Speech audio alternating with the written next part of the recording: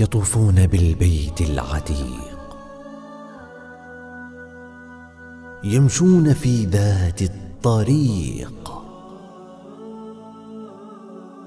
أنهوا أركان حجهم، يرجون عفو ربهم.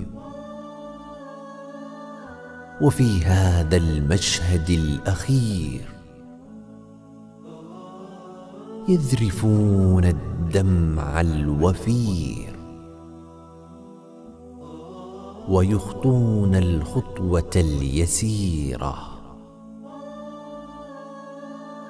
ويلقون النظرة الأخيرة، يودعون بيت الله على أمل لقياه.